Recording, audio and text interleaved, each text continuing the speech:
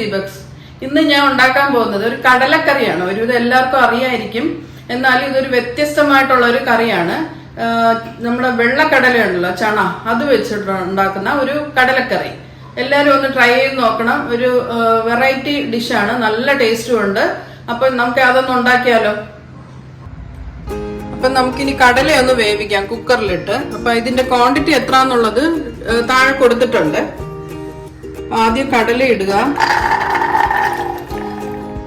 ചെറുതായിട്ട് അരിഞ്ഞ സവോള, തക്കാളി, ഇഞ്ചിയും വെളുത്തുള്ളിയും ചെറുതായിട്ട് അരിഞ്ഞത്, പച്ചമുളക്, ഇതെല്ലാം കൂടി ഇട്ട് ഇത്തിരി ഉപ്പും ഇട്ട് ഒന്ന് നല്ലോണം മിക്സ് ചെയ്യാം.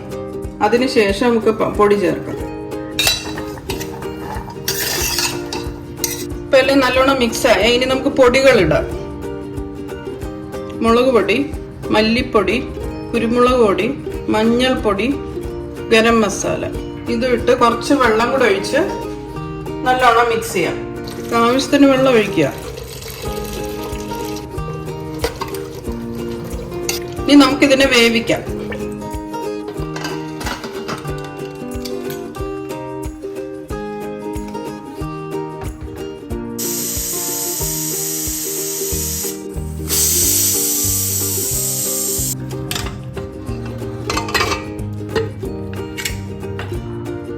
നമ്മൾ കുക്കറിലിട്ട് വേവിച്ചത് നല്ലോണം വെന്ത് കഴിഞ്ഞു കേട്ടോ.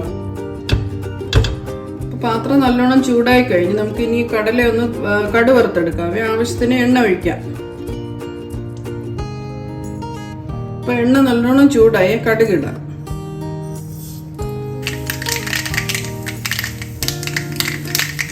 കൊച്ചുള്ളി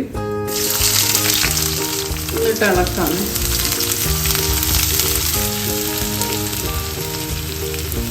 ഇതിനകത്തോട്ട് നമ്മൾ തേങ്ങ എടുത്തിട്ടുണ്ട്, ചെറിയ പീസ്. ലൈറ്റ് ബ്രൗൺ ആവുന്ന വരെ നമുക്കൊന്ന് ഇളക്കി കൊടുക്കാം. ചെറുതായിട്ടൊന്ന് മൂത്ത് തുടങ്ങി. ഇതിനകത്തോട്ട് നമുക്ക് കുറച്ച് വറ്റൽ മുളകും കുറച്ച് കറിവേപ്പിലയും കൂടി ഇടാം.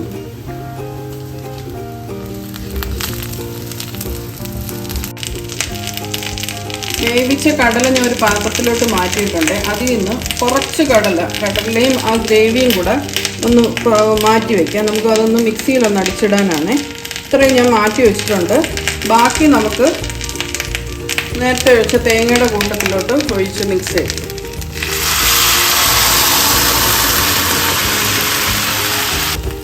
ഇത് നല്ലോണം ഒന്ന് തിളക്കട്ടെ.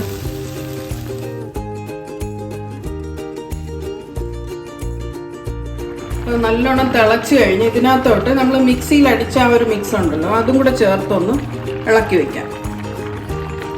ഈ സമയത്ത് നമ്മൾ ഉപ്പൊക്കെ ഒന്ന് നോക്കിക്കോണം. ആദ്യം ചേർത്ത ഉപ്പേ ഉള്ളൂ, ഈ സമയത്ത് ഉപ്പൊന്ന് ചേർക്കണം. ഇപ്പൊ നമ്മുടെ ഗ്രേവി എല്ലാം ഒന്നുകൂടെ ഒന്ന് തിക്കായി കഴിഞ്ഞ് ഇതിനകത്തോട്ട് ലാസ്റ്റ് നമുക്ക് കുറച്ച് തേങ്ങാപ്പാലും കൂടെ ചേർക്കാം.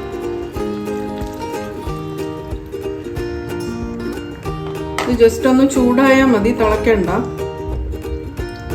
ഈ സമയത്തും വേണമെങ്കിൽ ഉപ്പൊന്ന് നോക്കാം. ഇങ്ങനെ കടലക്കറി റെഡിയായി കഴിഞ്ഞ് അതിൻ്റെ കൂടെ ഒരു പുട്ടും കൂടെ റെഡിയാക്കിയിട്ടുണ്ട്. ഇതാണ് എൻ്റെ കോമ്പിനേഷൻ. ഞാൻ കുറച്ച് ഇതിനകത്തോട്ട് സെർവ് ചെയ്യാൻ പോവാ. നല്ല ചൂട് കടല.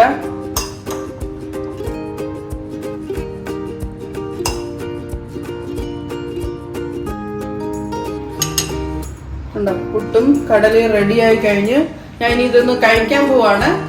നല്ല ടേസ്റ്റ് ആണ്. ഇതിനു മുന്നേ ഞാൻ ഒരു പ്രാവശ്യം ഉണ്ടാക്കി നോക്കിയതാണ്. അപ്പൊ എല്ലാവരും ഈ റെസിപ്പി ഒന്ന് ട്രൈ ചെയ്ത് നോക്കണം. നല്ല വീഡിയോസുമായിട്ട് ഇനിയും വരുന്നതായിരിക്കും.